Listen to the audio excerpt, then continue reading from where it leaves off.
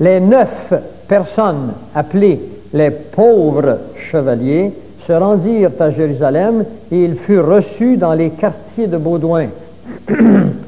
Alors, c'était un château du temps de l'époque. Dans l'époque, c'était les châteaux d'aujourd'hui. Il n'y avait pas l'eau courante. Alors, ils y passèrent une dizaine d'années à une activité bien particulière. Écoutez-la, cette activité.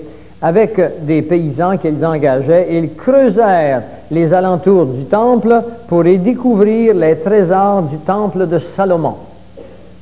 Et moi qui arrive d'Israël, je dois vous dire qu'on voit encore des fouilles tout autour de Jérusalem, du mur des Lamentations, et c'est rempli de fouilles. Chaque jour, on trouve des choses extraordinaires, parce qu'il y a 4 couches, 4 civilisations qui y ont passé. En 1953, un rouleau de cuivre découvert près de la mer Morte indique qu'un trésor de près de 138 tonnes d'or et d'argent y avait été englouti par les prêtres juifs en l'an 70 de notre époque. Ils revinrent en Europe avec les richesses de Salomon. Ils bâtirent des châteaux partout en Europe. Ils devinrent les fameux gardiens du Graal. Pour ceux qui ne savent pas ce qu'est le Graal, c'est supposément cette coupe dans laquelle Jésus aurait bu à la dernière scène. Il faudrait que vous compreniez que c'est une totale invention. Devant la richesse et le pouvoir, ils se séparèrent bientôt de l'évêque de Rome, du pape, et ils établirent leur propre roi. Ils établirent un système bancaire à toute l'Europe et ils prêtèrent au roi et au gouvernement. Ils inventèrent un système de transfert d'or d'une ville à une autre et d'une banque à une autre, simplement en écrivant une note sur un papier. Aujourd'hui, on appelle ça un chèque. Et la raison pour laquelle ils firent cela, c'est qu'ils se faisaient voler leur or durant le transport. Alors, ils finirent par dire au roi, à UX, nous allons garder votre or, nous allons vous envoyer un papier qui est un émissaire du montant que nous gardons pour vous. Et finalement, ils passèrent la même or à 5, 6, 10 pays, et les rois ne se préoccupaient pas de savoir si l'or était à eux, ils la vendaient à 5 ou 10 pays, et c'est comme ça qu'ils devinrent évidemment très riches. Et c'est le même système bancaire que nous avons aujourd'hui. L'argent est pris de nulle part, elle est un crédit qu'il se donne le droit. Je ne vais pas embarquer dans ce discours, mais vous le verrez en cours de route qu'ils ont établi les mêmes systèmes. Alors, leur vrai but, c'était le contrôle monétaire et politique mondial. Premier but, contrôle monétaire et politique mondial. Les rois de France essayèrent alors de les détruire. Ils firent kidnapper le pape Boniface VIII et ils tuèrent son successeur Bénédicte XI.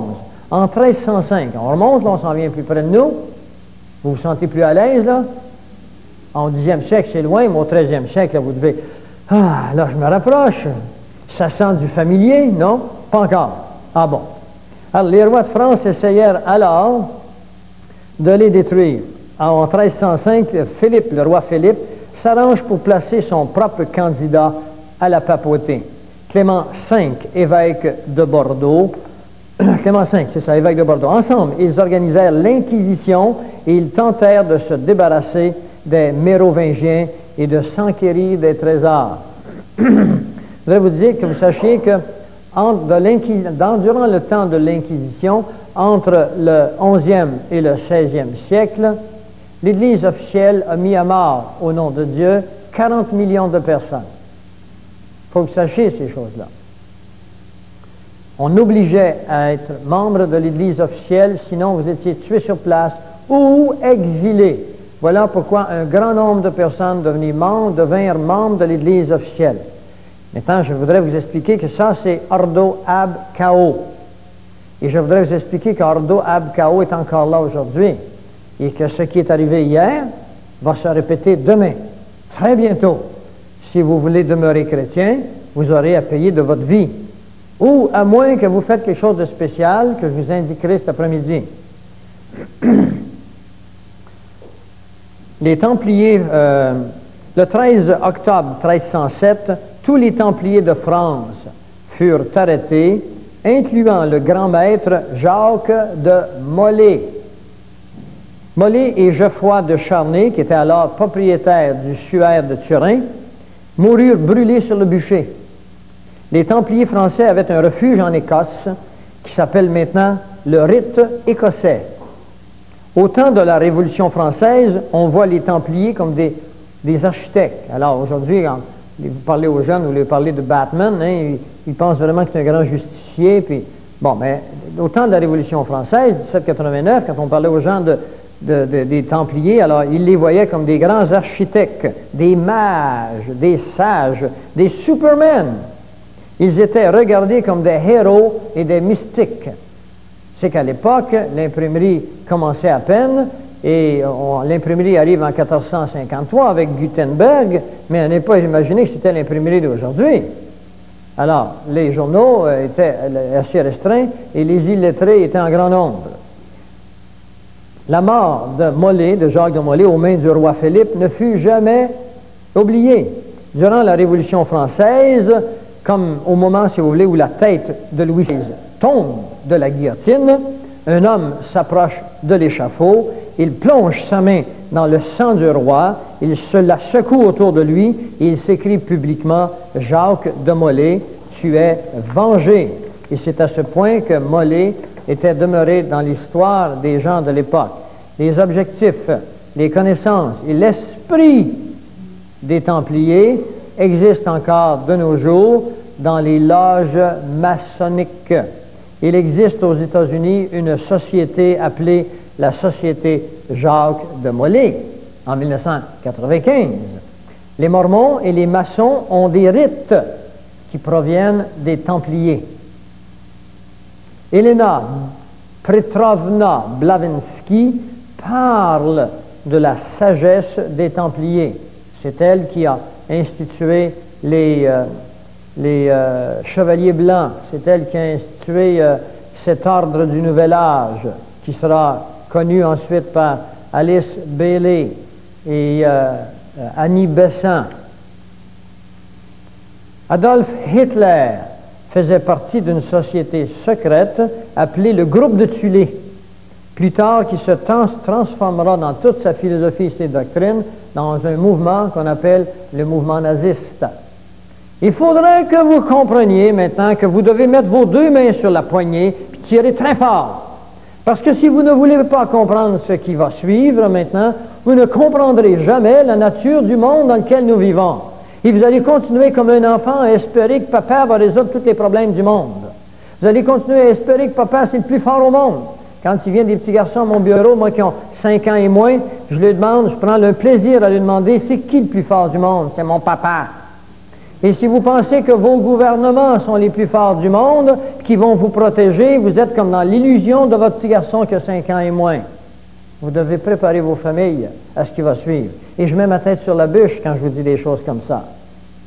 Je ne vous dis pas que ça va arriver demain matin. Je n'ai pas d'heure ou de jour à vous dire. Mais j'ai une époque. C'est la mienne, c'est la vôtre. Les objectifs et les connaissances de l'esprit des Templiers existent de nos jours dans les loges maçonniques. On est rendu plus loin que ça. Alors, le parti nazi, c'était le résultat de doctrines extrémistes, de doctrines fanatiques, d'hommes qui avaient une spiritualité luciférienne, une spiritualité inspirée du monde des ténèbres. Et faites-vous-en pas, les ténèbres sont forts. Ils sont encore là aujourd'hui. Ils sont beaucoup mieux organisés qu'à l'époque. Parce qu'aujourd'hui, on a la technologie. Je vais vous révéler cet après-midi comment cette technologie est contre vous et moi. Au début, ils s'appelaient les prieurs de Sion et ils avaient 3 buts. Alors là, maintenant, ouvrez vos oreilles, faites fonctionner vos mémoires vives. Premièrement, il fallait acquérir les biens du monde. A, acquérir les biens du monde. On est au 13e siècle, là. B, il fallait établir un gouvernement mondial. On est toujours au 13e siècle, là. C, il fallait un seul roi avec une seule pensée, la pensée mérovingienne. On est au 13e siècle, là. Quels sont les 3 objectifs? Acquérir les biens du monde, gouverner tout le monde entier avoir un seul roi. Et je vais vous montrer maintenant que ces objectifs n'ont pas changé. Je vous les ai montrés tantôt au début. Les Nations unies sont en train de préparer la perte de nationalité de tous les pays du monde pour arriver à un seul gouvernement mondial, une seule sphère de gouvernement, un seul roi et une seule religion. N'excluez jamais que les hommes d'en haut qui sont intéressés au bien du monde ont exclu la religion. Les hommes qui sont en haut ont une foi, mais ce n'est pas la foi chrétienne. Le mot foi veut simplement dire confiance. Ils ont confiance en un Dieu, mais ce n'est pas le Dieu, c'est pas mon Dieu, ce n'est pas le Dieu de la Bible, c'est leur Dieu. Et maintenant, à la fin de l'avant-midi, vous connaîtrez leur Dieu, et vos yeux s'ouvriront dans la mesure où vous tirez sur le parachute, parce qu'autrement vous allez atterrir sans parachute. Il n'y en a pas beaucoup qui s'en sortent, surtout quand vous montez dans les avions d'aujourd'hui. Et si vous atterrissez sur les Laurentides, vous atterrissez dans la mer à 50 000 à l'heure, c'est pas aussi mal que sur le roc.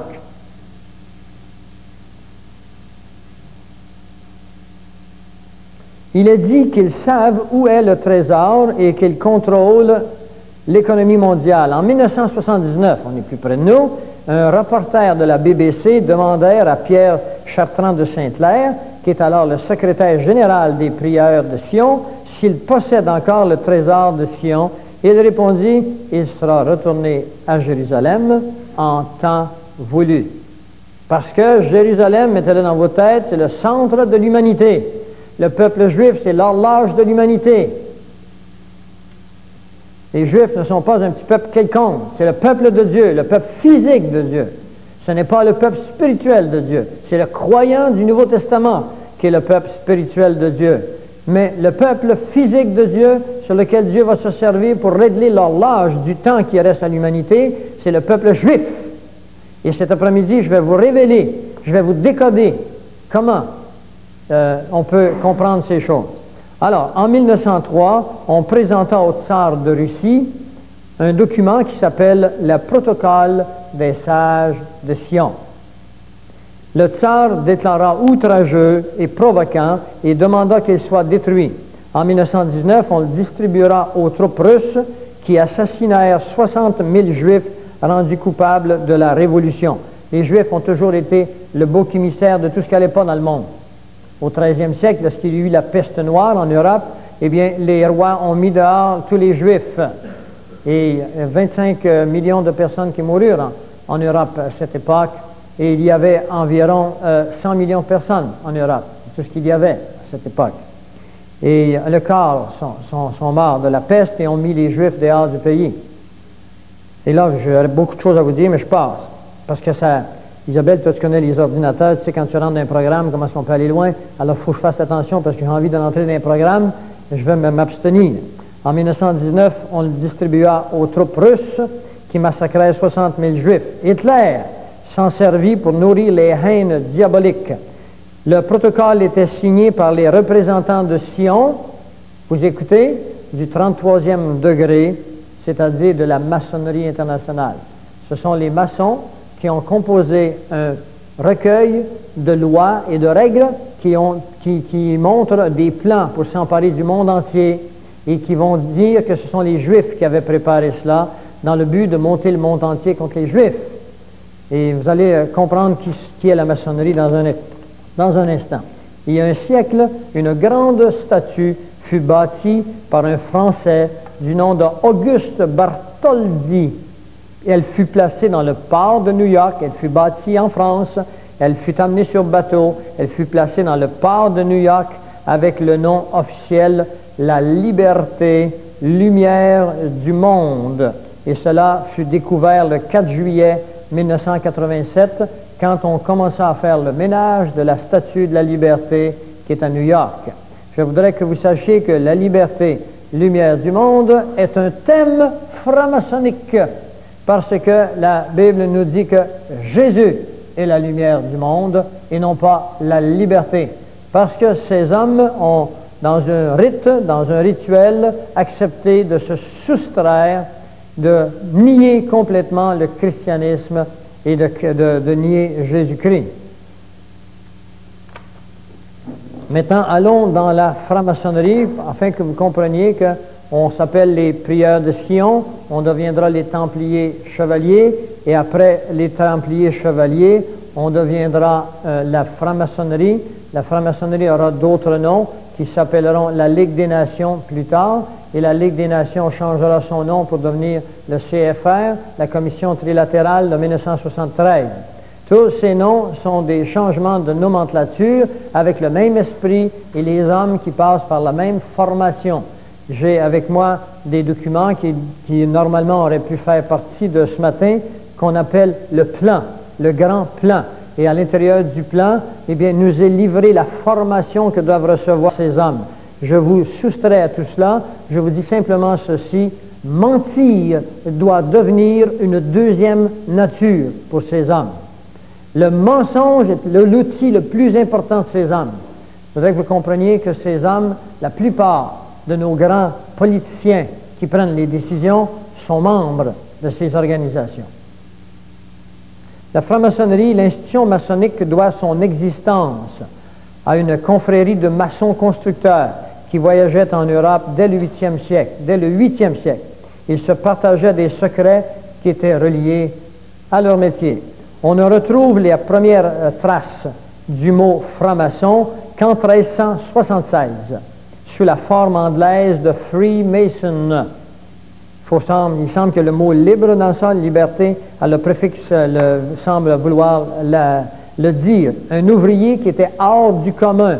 Il bénéficiait de franchises accordées par l'Église, des franchises accordées par les souverains. Ils étaient libres des obligations des corporations ou libres de naissance. C'est ce qu'on appelle aujourd'hui un citoyen naturel. Chacun de vous, actuellement, n'êtes pas au Canada des citoyens naturels. Vous êtes des citoyens sous la loi de l'amirauté. Et à ce titre, sous la loi de l'amirauté, vous êtes dans un grand bateau. Et dans ce grand bateau, vous êtes un meuble. Et c'est le gouverneur général qui a reçu le droit de disposer des meubles comme il le voudra. Et c'est pour ça que vous êtes des payeurs de taxes. Il faut que vous changiez de statut, passez du statut de payeur de taxes ou de citoyen sous la loi de l'amirauté aux citoyens de loi naturelle pour cesser de devenir un payeur de taxes. Je vous apprends des choses, mais ceci est dans la Constitution canadienne. Et cela a été réglé par des gens qui ont fait la Constitution canadienne et qui savaient ces choses, ils ont prévu une plus grande liberté. C'est pour ça que le Canada et l'Amérique du Nord étaient des pays bénis de Dieu qui nous ont été enlevés depuis 1913 à cause de l'arrivée en masse des lois maçonniques et de la maçonnerie internationale. C'est en Bretagne, en Grande-Bretagne, surtout en Écosse, que l'on trouve au début du XVIIe siècle les premières traces de la franc-maçonnerie moderne, soit la transition entre une maçonnerie de métier, écoutez là, transition d'une maçonnerie de métier à une maçonnerie de pensée.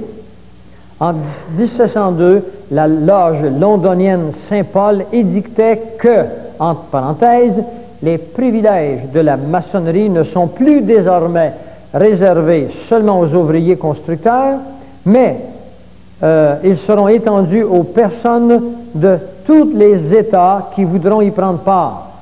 Vous pouvez y prendre part. Sans qu'il y a un chemin à suivre.